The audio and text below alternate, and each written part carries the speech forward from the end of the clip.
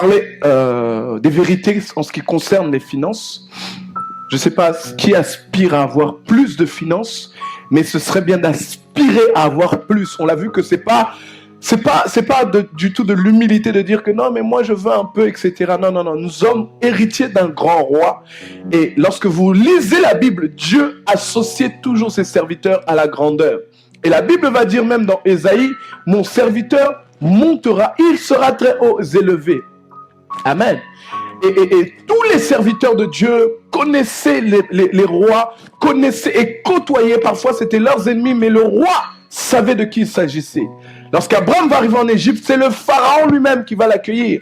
Lorsque Isaac va se déplacer, en fait, c'est toujours les rois, les hauteurs, ainsi de suite. Et on a vu ici que les rois... ceux qui sont sur Instagram, s'ils peuvent partager le live, inviter un plus grand nombre afin que, certes, beaucoup de personnes soient bénies ce matin. Nous disons que chaque roi et les présidents, les hommes élevés, enfin les gouverneurs, tout ça, ainsi de suite, qu'est-ce qu'ils font? Ils se prosternent ou ils obéissent aux hommes riches. C'est les hommes riches qui vont dicter le pas. C'est le compte en banque qui va dicter le pas. Et la Bible dit que la sagesse d'un pauvre, la sagesse d'un pauvre est méprisée. Vous êtes avec moi? C'est-à-dire que tu es sage. La Bible dit que la sagesse vaut mieux que la force.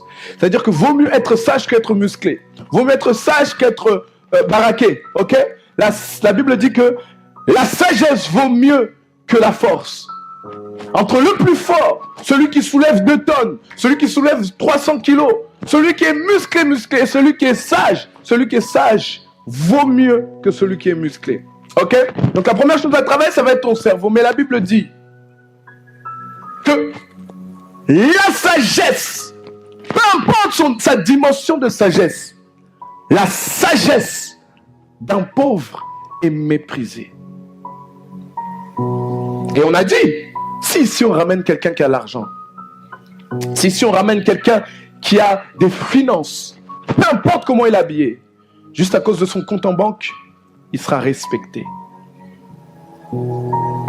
Alors nous parlons depuis dimanche dernier de 10 fléaux ou 10 malédictions financières qui frappent ceux qui frappent au niveau de l'argent. 10 malédictions financières. On a parlé la semaine passée du pain de douleur. On avait parlé du pain de douleur. On avait dit que la Bible dit que en vain vous vous levez tôt le matin pour un pain de douleur. C'est en vain que vous vous levez tôt le matin. Vous vous levez tôt et vous rentrez tard le soir à la maison pour travailler pour quelqu'un. C'est en vain qu'on fait de telles choses. La Bible l'avait dit. La Bible dit également que on avait expliqué également que les conséquences de la pauvreté parfois c'est l'ignorance. Parce qu'on ne sait pas gérer l'argent, on ne sait pas gérer les finances, on ne sait pas gérer l'argent. Et comme on ne sait pas gérer l'argent, comme on ne sait pas gérer les finances, qu'est-ce qui se passe? Nous sommes pauvres. Nous avons les conséquences de l'ignorance et la pauvreté. Donc en ce qui concerne l'argent, nous devons étudier l'argent. On a vu que même à l'école, on va en cours, hein. On va à l'école, il y en a qui font des années des études. Pour finir peut-être avocat, mais manquer d'argent. Je vous ai expliqué que ce n'est pas le gros salaire qui fait de toi un riche. Tu peux avoir un gros salaire et avoir énormément de charges. Et tu ne peux pas semer. Et tu ne peux pas contribuer à l'œuvre de Dieu. On a parlé de mammon et de l'esprit de pauvreté, de choses différentes. Et on a parlé de l'amour de l'argent. On a expliqué combien se sont vendus et combien se vendent chaque mois, chaque année, chaque jour, à cause de l'amour de l'argent. Est-ce que vous vous souvenez? L'amour de l'argent.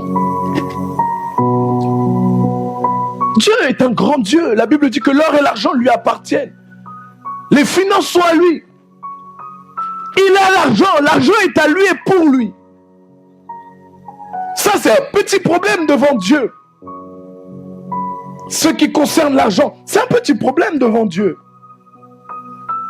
Et l'argent, le fait que nous ayons l'argent, la Bible dit que c'est une alliance que Dieu a faite avec ses enfants, où Jésus s'est fait pauvre à la chair, afin que toi et moi nous soyons riches. C'est une alliance que Dieu envoie. C'est une alliance que Dieu fait avec ses enfants. C'est une alliance que Dieu fait avec nous, de nous rendre riches, de nous donner les finances. C'est une alliance que Dieu fait avec nous. C'est ce que Dieu veut pour nous. C'est ce que Dieu veut pour son Église. Et l'Église a besoin de ces choses. L'Église a besoin des finances. Deutéronome 8, au verset 18 dit: souviens-toi de l'Éternel ton Dieu, car c'est lui qui te donnera la force pour les acquérir. Pour acquérir la richesse, c'est Dieu qui va te donner. Peu importe ce que tu feras demain, peu importe ce que tu auras demain, la Bible dit: souviens-toi de l'Éternel ton Dieu, car c'est lui qui donne la force pour acquérir, afin de confirmer, comme il a fait aujourd'hui, son alliance qu'il a jurée à tes pères. Et là, on va lire une histoire, on va continuer sur nos fléaux. Si la semaine dernière, on avait vu le quatrième, on va voir la cinquième. 2 Rois 4 au verset 1. 2 Rois 4 au verset 1 à 7. La Bible dit: une femme d'entre les femmes des fils des prophètes, c'était la femme d'un prophète, cria à Élisée: ton serviteur, mon mari, est mort. 2 Rois 4, 1 à 7. Ton serviteur, mon mari, est mort. Et tu sais que ton serviteur craignait l'Éternel Dieu. Or, le créancier est venu pour prendre mes 2 enfants et en faire ses esclaves. Élisée lui dit: que puis-je faire pour toi? On ne va pas continuer, on va s'arrêter là. Cet homme craignait Dieu. Cet homme servait Dieu. Cet homme était un homme de Dieu. C'était un chrétien, si vous voulez. Si on parle on parle à notre époque. Il venait à l'église comme toi et moi. Il venait adorer Jésus comme toi et moi. Et il faisait même plus que toi. Il craignait Dieu. Enfin, pas plus que toi, plus que ton voisin. Il craignait Dieu, il respectait Dieu. Il obéissait à la parole. Son problème, c'est que malgré tout ça, il avait quand même des dettes. Est-ce que vous comprenez? Ça veut dire que tu peux être enfant de Dieu, tu peux être chrétien, mais avoir des dettes. Tu peux craindre Dieu et avoir des dettes parce que tu ne suis pas en fait l'alliance en ce qui concerne les finances. Parce que les finances, il y a des choses que nous devons faire. C'est une alliance, oui, mais il y a des choses que tu dois faire, ta part. La Bible dit que cet homme est mort et il a laissé des dettes. Tellement qu'il a laissé des dettes. Les huissiers, si vous voulez, sont venus prendre ce qu'ils avaient de plus cher, leurs enfants, afin d'en faire des esclaves, pour payer la dette que papa a laissée. Combien de chrétiens sont remplis de dettes?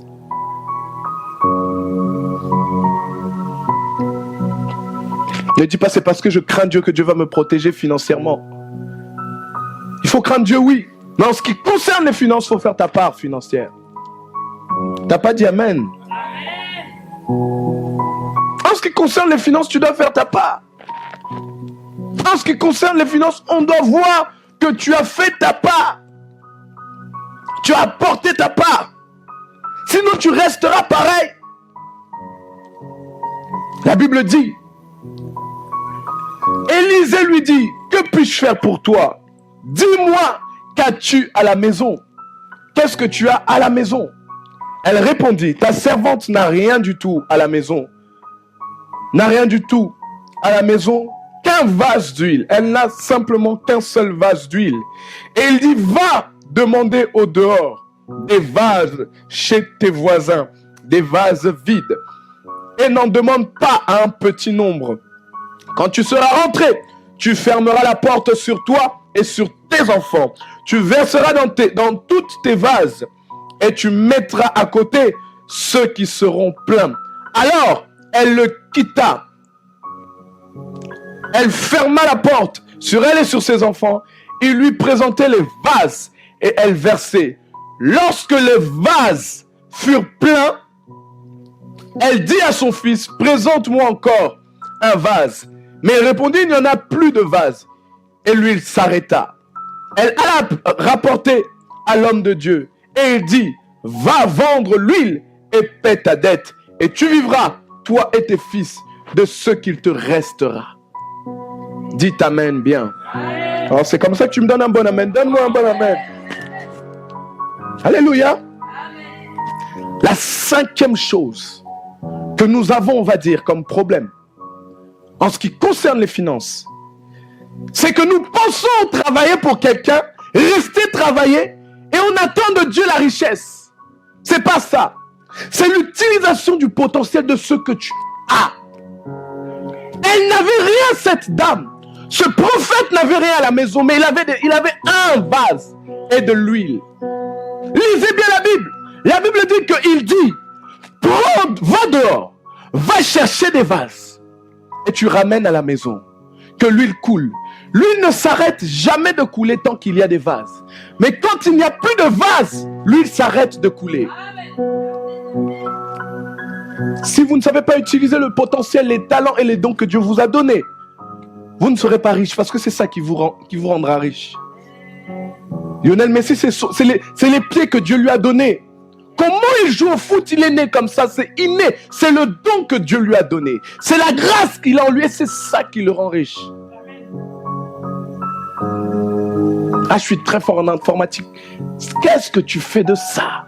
C'est un vase que tu peux donner à Dieu et Dieu va le remplir. C'est pas parce que tu vas postuler chez quelqu'un qui a une boîte d'informatique pour rendre riche l'autre patron. Non, non, non. C'est toi que Dieu veut rendre riche. Dites-moi un bon amen. Le manque d'utilisation des potentiels que nous avons. Regarde ce que la Bible va dire dans Proverbe 22, verset 29. Je lis la version Martin. Lise, écoutez bien ce que la Bible dit. La Bible dit, as-tu vu un homme habile dans son travail? D'autres versions disent, diligent dans son travail. As-tu vu un homme habile dans son travail? Il sera au service des rois. En fait, celui qui travaille bien sera au service des rois. Autrement dit, vous savez qu'il y a des présidents, des rois, des mairies appellent certaines entreprises. Ont besoin de certaines personnes. Comme David qui était habile pendant qu'il adorait. Il était habile, il était bon. Il n'y avait personne dans son pays qui adorait comme lui. Il n'y avait personne qui jouait la harpe comme lui. Le roi a dû faire appel à lui. La Bible dit, as-tu vu un homme habile dans son travail? Il sera au service des rois et non à celui des gens de basse condition. Parce qu'il est habile dans son travail.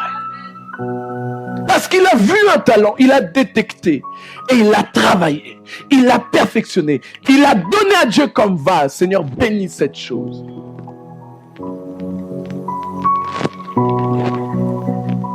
Ça sert à quoi d'avoir plein de talents et de ne rien faire avec ça? Ça sert à quoi d'être rempli de talents et de ne rien faire avec ça? Je vous ai parlé des hommes, l'homme qui savait seulement vendre des beignets. Pourquoi, mes amis, vous ne donnez pas à Dieu des vases à remplir? Quand il n'y a pas de vase, Dieu ne remplit pas. Souvent, on demande à Dieu la richesse, mais on ne lui donne aucun vase à utiliser. On ne lui donne rien pour remplir. On ne lui donne rien. On prie, Seigneur, donne-moi l'argent. Dieu donnera lorsqu'il y aura un vase. Oh, je prie que tu donnes à Dieu un vase au nom de Jésus. Pour aller vite, parce qu'on a plusieurs raisons. La sixième. Avoir une seule source de revenus. C'est ça qui fait que nos finances sont bloquées. Parce que nous, l'argent vient que d'un seul côté, du salaire à la fin du mois. Je vous ai dit qu'on ne travaille pas pour l'argent, je vous expliquerai ça. Pourquoi est-ce qu'on doit travailler? Regardez un jour, regardez cette dame. Élisée va lui dire, qu'est-ce que tu as chez toi? Elle dit qu'elle a un vase, n'est-ce pas? Élisée dit, qu'est-ce que tu as chez toi? Elle dit qu'elle a un vase. Il pouvait lui dire, ok, que ce vase soit rempli. Maintenant, Élisée va lui dire, va à l'extérieur chercher des vases. Tu vas en chercher en grand nombre. Quand tu vas en trouver en grand nombre, tu vas ramener à la maison, tu vas fermer la porte. L'huile va couler.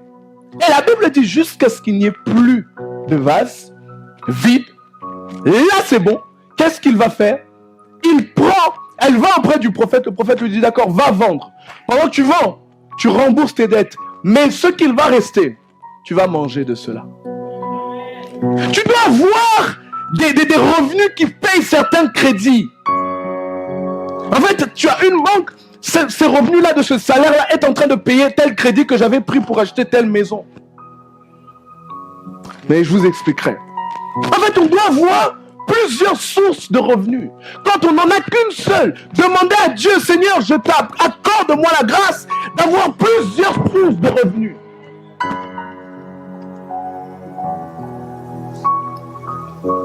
Il y a des gens qui sont contents parce qu'ils ont trouvé un travail. Mais c'est pas tout. Faut pas s'arrêter là. Faut pas s'arrêter là, mes amis. On va lire Job 2. Verset 12 même. Le Seigneur dit à l'adversaire, eh bien tout ce qui appartient est en ta main. Seulement ne porte pas la main sur lui, alors l'adversaire se retirera de devant le Seigneur. Un jour, les fils et les filles de Job mangeaient et buvaient du vin chez leur frère le premier. Il arriva auprès de Job un messager qui dit, les bœufs labouraient, ça ce sont les entreprises de Job, les bœufs labouraient et les ânesses passaient à côté d'eux. Des Sabéens se sont jetés au-dessus d'eux et ils les ont pris. Ils ont passé les serviteurs au fil de l'épée. Je me suis échappé seul pour annoncer cela. Il parlait encore. Un autre arriva et dit, le feu de Dieu est tombé du ciel. Elle a brûlé le petit bétail. Ça, c'est sa deuxième entreprise. Elle a brûlé le petit bétail et les serviteurs et les dévoré. Je me suis échappé moi seul pour venir t'annoncer. Le feu est tombé du ciel. Je me suis échappé moi seul. 17. Il parlait encore. Et il arriva un autre. Des Chaldéens formés en 3 bandes se sont précipités sur les chameaux. Encore une autre entreprise. Et si vous lisez, il en a plusieurs. Ça fait déjà 3 sources de revenus. Job était immensément riche parce qu'il avait plusieurs lieux où il pouvait recevoir des revenus. Alléluia. Prie Dieu lorsque tu pries pour tes finances. Prie Dieu de te donner des vases, de t'inspirer des vases, afin de lui en donner plusieurs. Le manque de vases à la disposition de Dieu vous donne d'être frappé par certaines malédictions. Si le diable va toucher, surtout quand vous dépendez d'un patron, si le diable va toucher le cœur du patron, comment est-ce qu'on fait? Si le diable va te combattre au niveau de tes collègues, comment est-ce qu'on fait? Vous êtes avec moi? Non, je ne vous entends pas. La Bible va parler là des besoins, des soupirs. Vous avez besoin, vous devez voir autour de vous. Vous devez voir autour de vous les soupirs, les besoins, tout ce qu'il y a autour de vous. Et vous regardez votre talent. Vous priez Dieu de vous inspirer un vase à mettre à disposition. Tu ne sais pas. Tu ne sais pas comment Dieu peut te toucher. À toi, tu es une personne qui aime aider les autres. Bon, il va te créer une entreprise où tu vas aider les vieilles. Tu vas prendre ta voiture, tu vas les accompagner, faire leurs courses. Et tu ne sais pas par là, tu gagnes. Tu ouvres une opportunité, tu rencontres quelqu'un qui va t'aider à ouvrir encore une autre chose. Alléluia. Demandez à Dieu des inspirations, des idées pour mettre en place. Et parfois nous avons des idées, mais nous ne savons pas par où commencer. Pourquoi?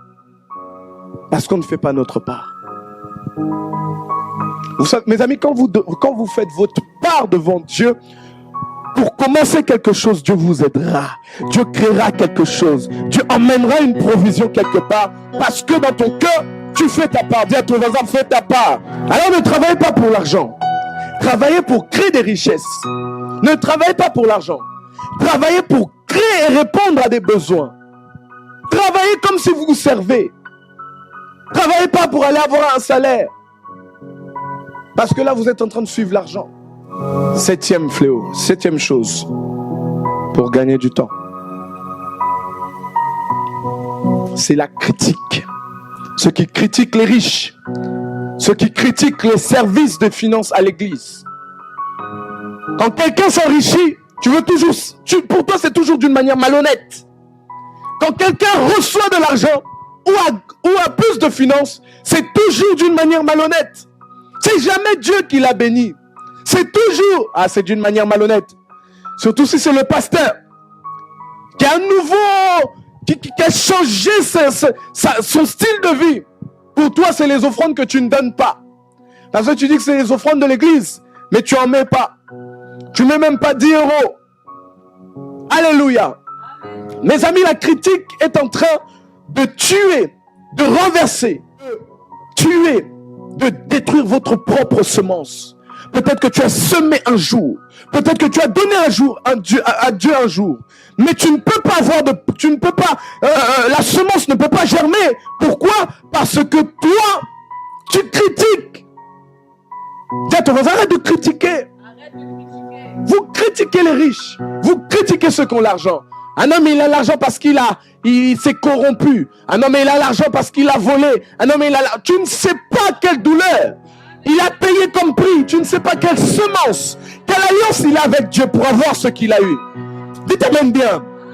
Dis à ton voisin, il faut arrêter de critiquer. Il faut arrêter de critiquer les appels devant. Lorsqu'on fait un appel sur l'autel, c'est Dieu qui dit à son peuple, j'ai besoin de vous bénir.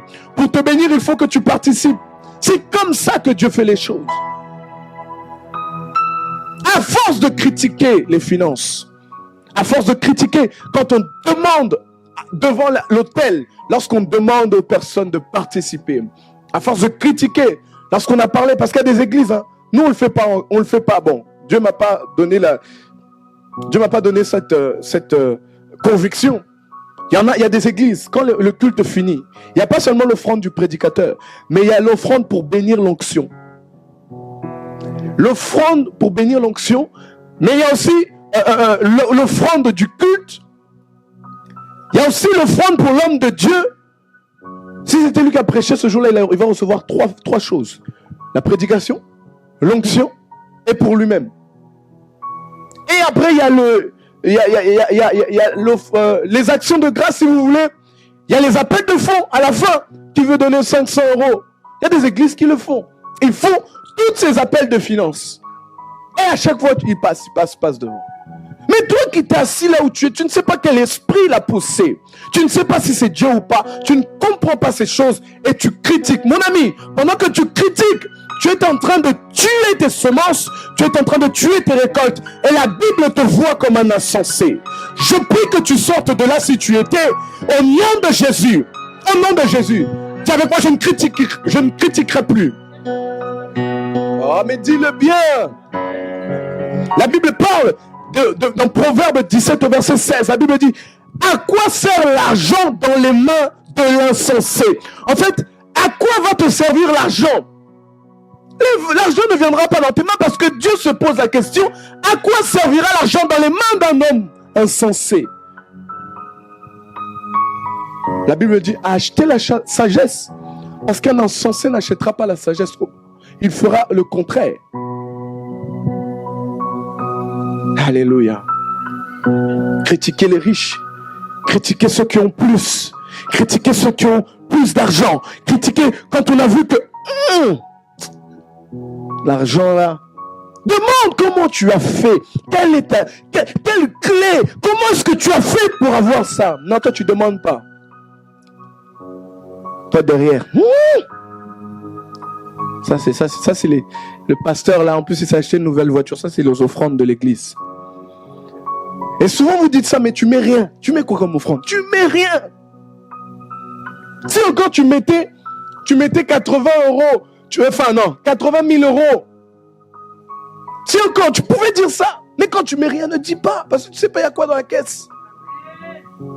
Alléluia. On avait à l'église des gens qui disaient non, on doit voir Faut nous donner. Il y a des gens qui disaient, faut qu'on voit, il y a combien qui rangent dans l'église, etc. Et je leur ai posé la question, mais aujourd'hui, c'était un dimanche, hein, on a fait. En fait, c'était un dimanche après culte. On avait fait réunion des responsables. Les responsables ont dit, non, mais il faut qu'on voie combien qui est rentré dans la caisse. J'ai dit, il n'y a pas de souci, mais vous, aujourd'hui, je ne vous ai pas vu, j'ai vu aucun de vous lever pour mettre une offrande. Vous ne mettez pas, pourquoi vous voulez savoir ce qu'il y a dedans? Pourquoi? T'as mis combien? Il n'y a pas de souci. Mais dis combien toi tu mets. Combien tu participes. Celui qui participe, je comprends qu'il puisse vouloir savoir qu'est-ce qu'on fait, comment est-ce qu'on utilise l'argent. Mais toi qui ne participes pas, pourquoi tu veux savoir? C'est être insensé. Tu veux seulement avoir de quoi critiquer. Il y en a qui ont entendu là, qu'on est en train... Vous avez entendu, il y en a qui sont à l'église, ils sont là, ils sont assis.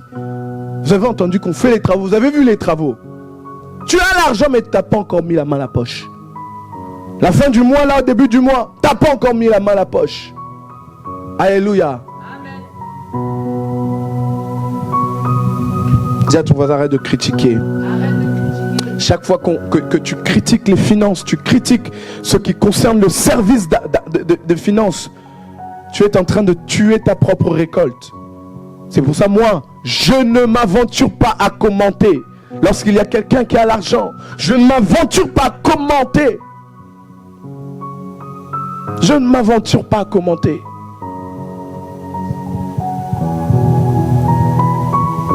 Parfois, tu commandes ce que tu ne connais pas. 7e raison. C'est le manque de vœux. Vous ne faites pas assez de vœux à Dieu. La Bible dit qu'il donne la semence au semeur, n'est-ce pas? Si tu es un semeur, il va te donner la semence. Mais si tu ne l'es pas, tu ne pourras pas avoir. Le manque de vœux. La Bible parle des hommes qui ont fait des vœux à Dieu. On dit, Seigneur, si tu me donnes la grâce.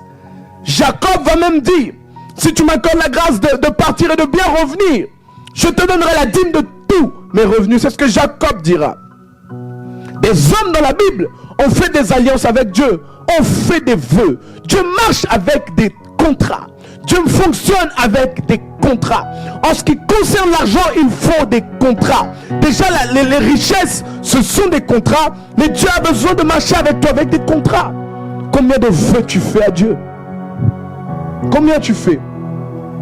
En ce qui concerne l'argent, Dieu veut voir qu'il a son intérêt. Surtout dans l'argent. Oh! Psaume 76. Psaume 76. Verset 11. La Bible dit, faites des vœux à l'Éternel. Promets à Dieu, Seigneur, voici. J'avais dit à Dieu, cette année, je te donnerai 2000 euros. 2000 euros, tu sais même pas combien où tu vas les sortir.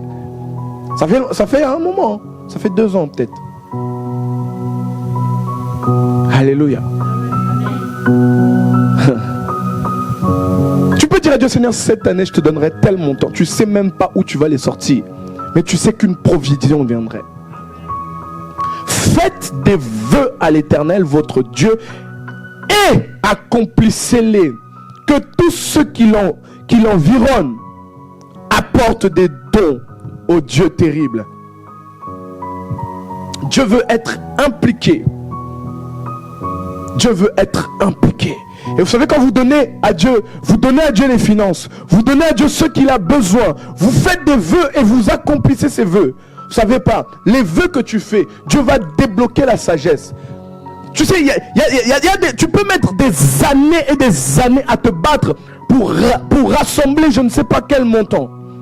Mais par un jour, par une sagesse, une parole ou une personne qui va t'aider, tu gagnes les 30 années que tu as mis à rassembler, tu les gagnes en une journée. À cause de la sagesse. Et si vous faites à Dieu des vœux, et Dieu voit vous accomplissez vos vœux, un jour Dieu peut vous donner une sagesse, une intelligence. Des idées divines. Toi tu as tel don, tu ne savais même pas. Ah bon, j'ai tel don, oui. Va auprès de telle personne, demande-lui, tu verras. Bam, ça s'ouvre. Moi j'aimerais que ceux qui vivent des choses puissent témoigner. À part le pasteur, j'aimerais que vous puissiez témoigner. Ah non, moi j'ai vu telle chose. Pour que les hommes voient que ce qu'on dit là, c'est pas faux. C'est du vrai. Alléluia. Je sais, vous, quand vous témoignez en privé, c'est bien le privé. C'est bien le privé. Il faut venir ici. Comme ça, quelqu'un dans la salle, il entend, il dit, mais c'est vrai. Vous comprenez?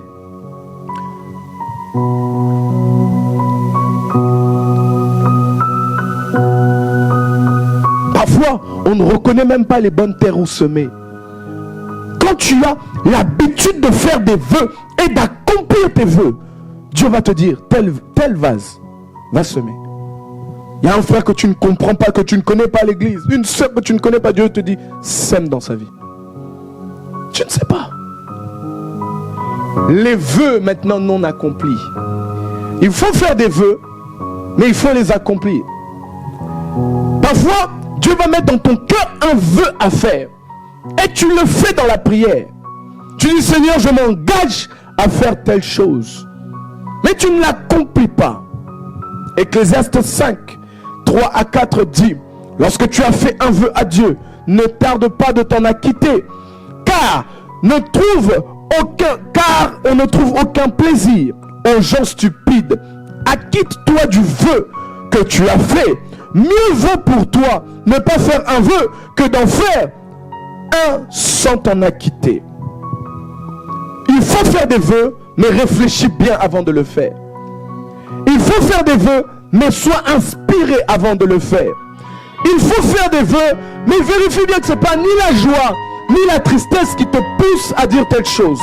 Parce que quand tu fais un vœu, tu t'engages devant le monde spirituel, surtout devant Dieu, à accomplir cela.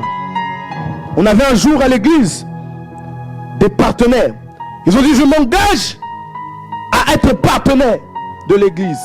Je m'engage à soutenir l'église financièrement. Quand l'église aura besoin, appelez-moi. Ces gens-là n'avaient pas forcément l'argent. Ils se sont engagés devant Dieu. Et quand tu t'engages devant Dieu, il faut accomplir. Maintenant, des moments où on avait besoin d'eux. Où sont les partenaires? Je vous dis, je n'ai pas vu une bénédiction dans leur vie financière. Pas une. Pourquoi? Parce qu'ils se sont précipités à parler. Ou peut-être il voulait prouver au pasteur. Ou peut-être il avait sa nana qui était là-bas, il voulait lui prouver. Mais il est passé devant. Au moment où tu passes devant, au moment où tu dis à Dieu, je m'engage. Fais attention pour le désengagement. Nous ferons des vœux et nous accomplirons nos vœux au nom de Jésus. Même quand vous prenez le vœu de je m'engage à prier pour l'église, il faut prier. C'est une récompense qui est derrière. Mais quand tu t'engages à prier, prie. Quand tu t'engages à jeûner, jeûne. Fais-le vraiment. Parce que c'est un engagement que tu prends devant Dieu.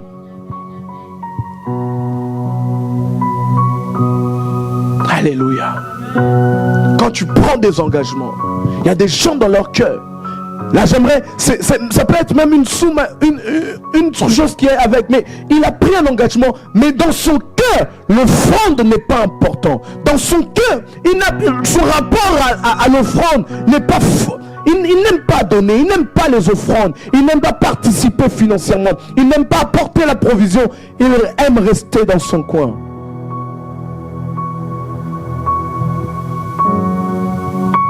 Parfois, donner, c'est difficile. Il n'est pas engagé. Son cœur n'est pas engagé financièrement à l'église. Il est engagé à l'église, mais son cœur n'est pas engagé.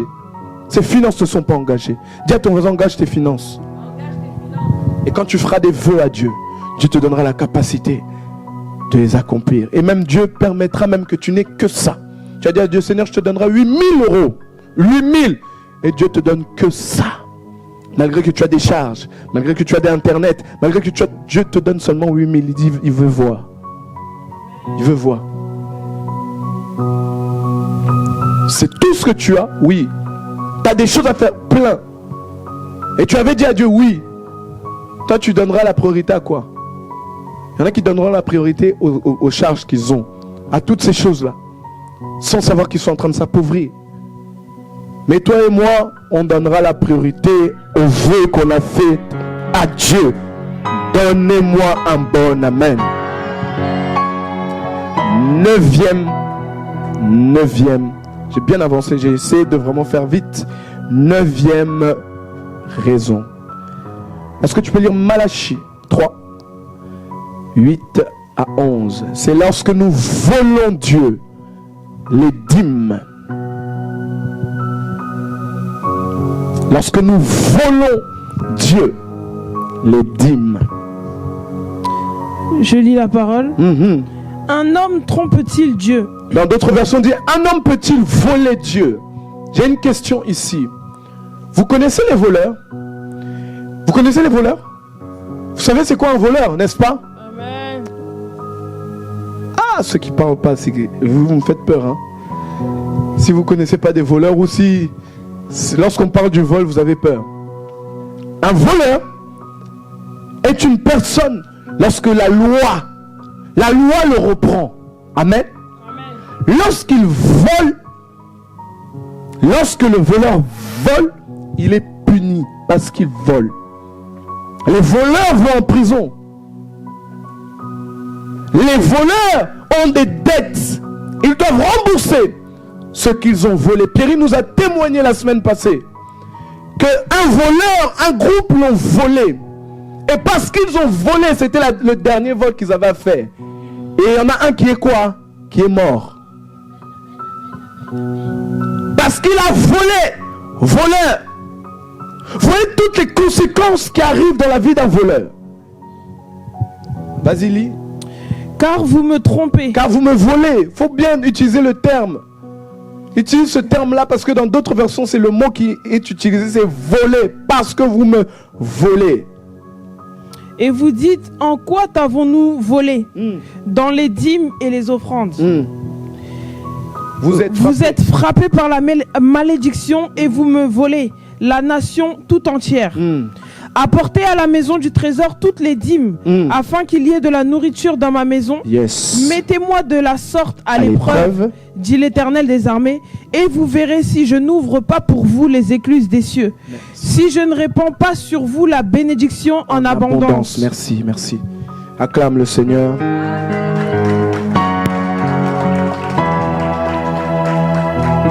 Neuvième fléau financier, c'est le vol des dîmes.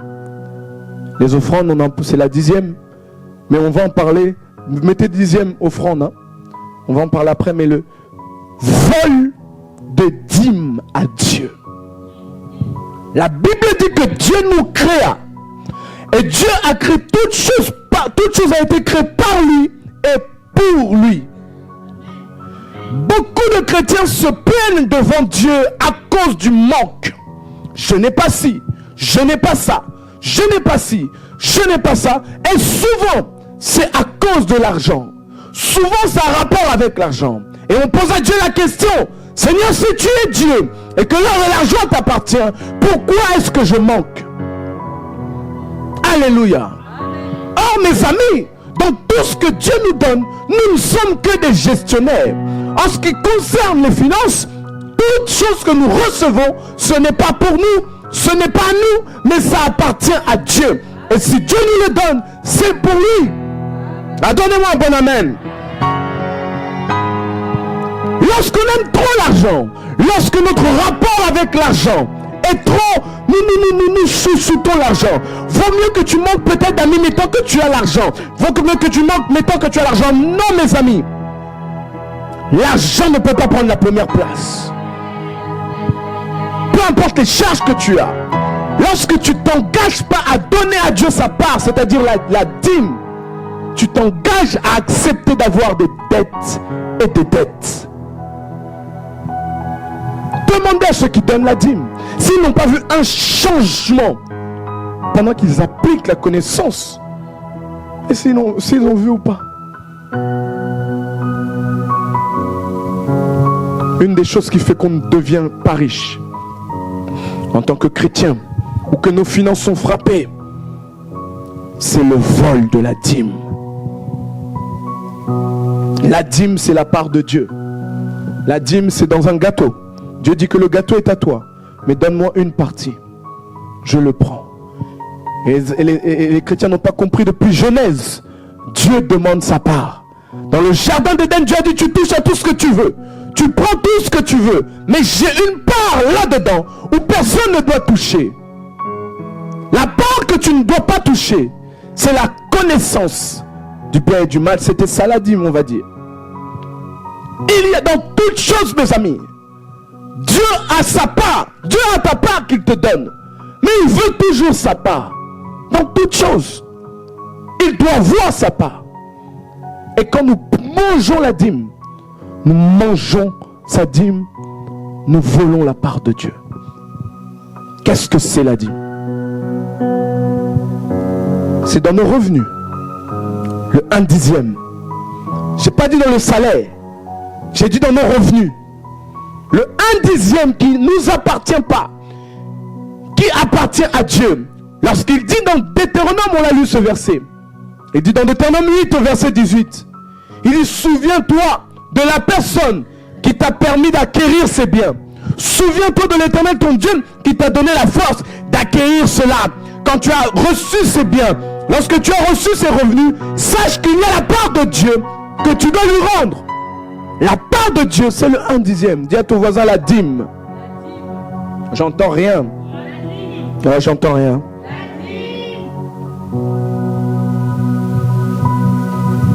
Tout dépend de toi où tu veux aller. Tout dépend de toi où tu veux aller. Tout dépend de toi où tu vas. Tout dépend de toi ce que tu donnes. Tout dépend de toi où tu veux aller. Quand tu donnes à Dieu sa part, tu la récolteras. On ne vole pas Dieu. Quand tu voles la dîme, tu permets à maman de jouer avec ta vie. Tu lui laisses l'occasion de jouer avec ta vie. Le fruit du travail de douleur, il le mange. Ça veut dire que toi, tu vas aller travailler dur. Tu vas travailler, tu te lèves tôt. Tu rentres tard. Tu travailles dur. Maman vient, il mange cet argent. On te donne un cadeau. Ce cadeau-là se détériore, s'abîme vite. Tu ne sais pas où il disparaît. Vous n'avez pas eu des choses. Non, ça je le cache, ça disparaît. Vous n'avez jamais vu ce genre de choses? Makabra dagaya babo shayama.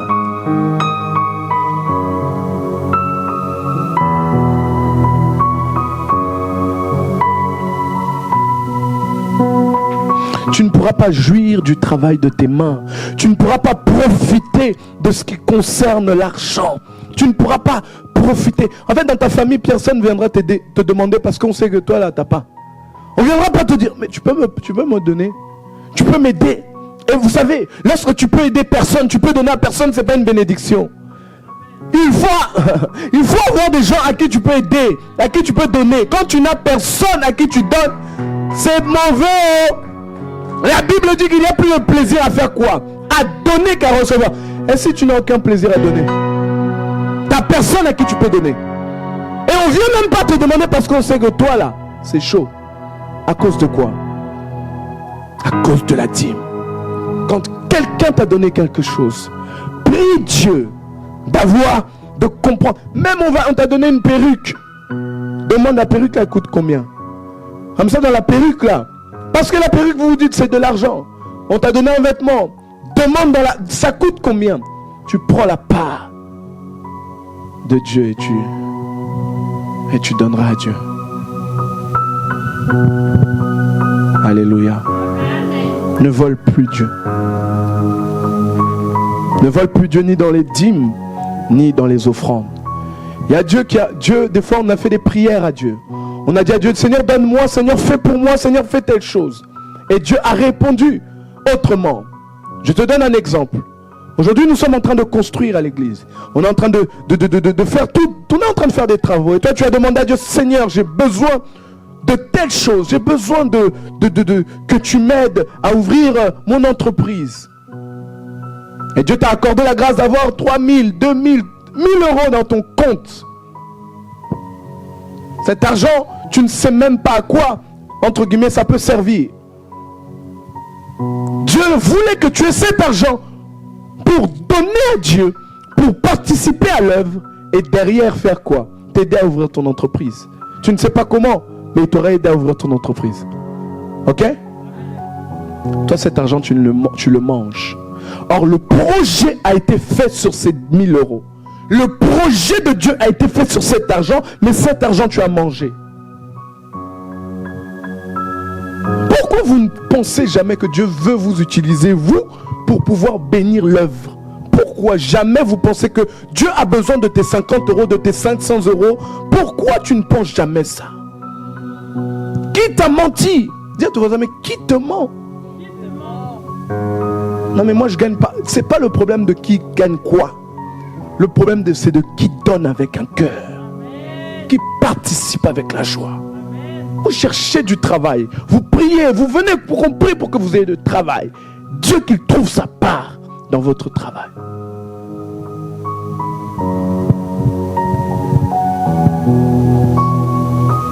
Le vol des dîmes et des offrandes.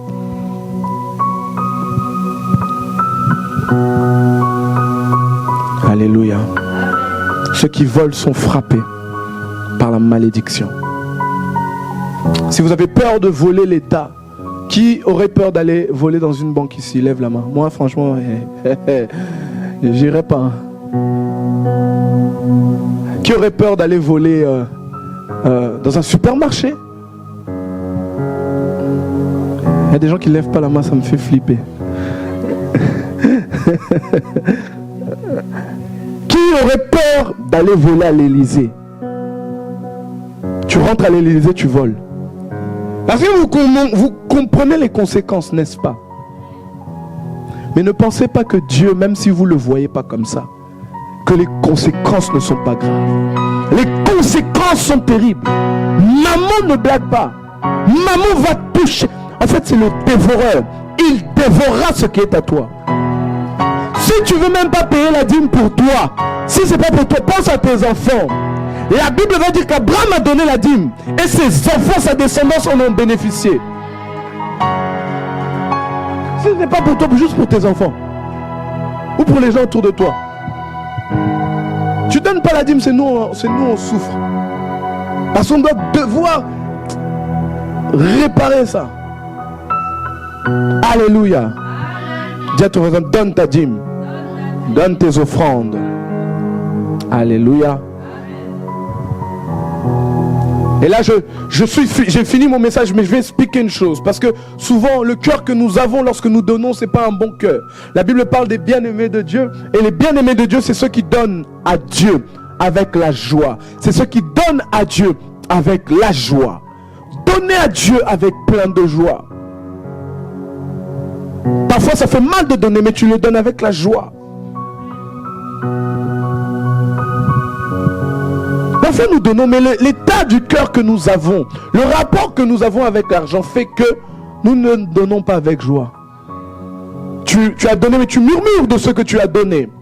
Tu as donné, mais tu te plains de ce que tu as donné. Tu as donné. Un jour, il y avait une personne, je lui ai rien demandé. C'était une maman. À la fin du culte, elle dit, prophète, j'ai senti de vous donner telle chose. Elle m'a donné une enveloppe avec de l'argent. Bon, il n'y avait pas beaucoup. Elle devait avoir quoi? Peut-être 50 euros. Je ne sais plus combien. C'est elle qui m'a donné, on ne lui a rien demandé. Elle a été touchée par Dieu, je ne sais pas par quoi. Elle est venue. Elle est venue. Tiens, telle chose. Et j'ai pris. J'ai dit que Dieu te rende selon tes attentes. Une semaine après, je crois, elle avait besoin de quelque chose. Je ne sais plus qu'est-ce qui s'était passé. Je lui ai dit, mais maman, t'as pas pu acheter telle chose. Elle me dit, ben non, moi j'ai dû te donner l'argent. En fait, elle m'a fait comprendre que c'est de ma faute. Je dis, Seigneur, qui t'a poussé? Moi, je t'ai rien demandé, moi. Là, j'ai compris qu'elle ne va jamais récolter. Alléluia. Jamais. Tu nous mets mal à l'aise parce que tu as semé. Sème pas. Sème pas. Tu ne pourras pas récolter si tu ne pourras pas récolter si tu ne sèmes pas. Mais si tu sèmes, sème avec le cœur qu'il faut. Pourquoi est-ce qu'on met la louange lorsque c'est le moment de semence? Parce que Dieu doit voir cette joie. Normalement, la louange, on va en dansant. On va en train de danser, on danse. Tu donnes les finances. Alléluia. Mais si tu danses pas, toi tu comptes, c'est les offrandes. Tu penses que Dieu est dans la joie? Quand tu vois que tu lui donnes, c'est même moi si par exemple aujourd'hui je te dis, est-ce que tu peux pas m'aider? J'ai besoin de telle chose pour mettre mon carburant, tu viens. Soit je vais dire prends, je prends. Je vais pas prendre et dire garde. Autant mieux que je marche à pied que de souffrir comme ça là. Il y a des gens qui nous font souffrir, alléluia. Autant mieux que je marche à pied. Tu viens donner à Dieu l'offrande. Tu le donnes avec des peines et des douleurs. Oh my God. Donne à Dieu avec joie. La semaine prochaine, nous allons parler de maman. Nous allons voir sur maman. Nous allons voir sur la crise. Vous savez, au temps de crise, il faut apprendre à semer dans les temps de crise. Les temps de crise, c'est quand tu n'as pas. En fait, on ne demande pas à Dieu plus d'argent. Hein? Soit on sème pour avoir soit on fait des vœux pour avoir des semences, soit on demande à Dieu des semences pour semer parce qu'on a besoin de plus, ou soit on sème en temps de crise.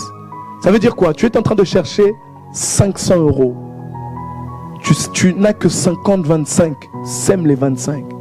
Tu es en train de chercher 100 000 €, sème les 10 000. Est-ce que tu comprends? Tu n'as que 10 000 et tu cherches 100 000, sème les 10 000.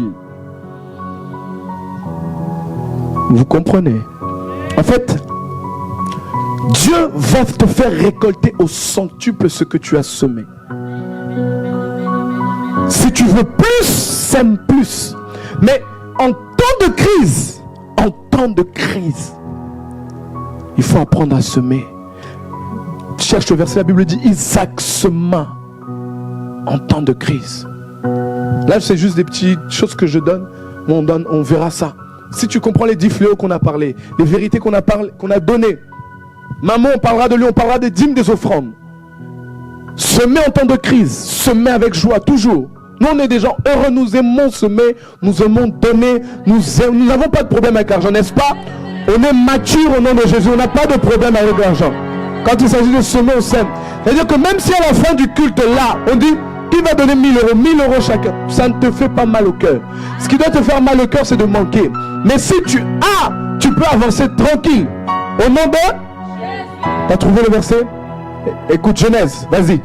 Genèse 26 au verset 12. Genèse 26 au verset 12. Isaac sema dans ce pays et il recueillit cette année le centuple car l'Éternel le bénit. Ok, montre le verset juste avant. Il récolte le centuple.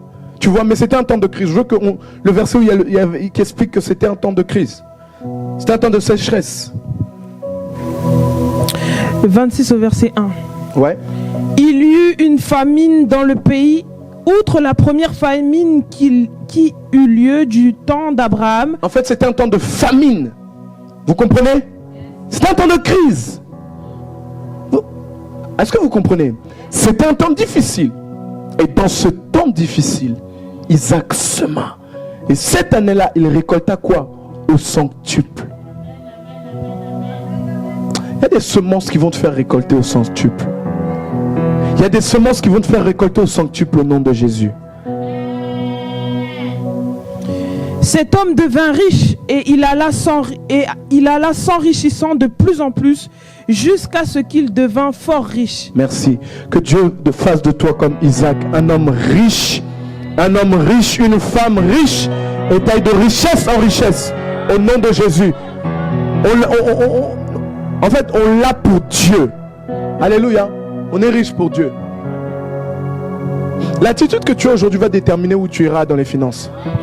Je vous dis, aujourd'hui va déterminer où tu iras dans les finances.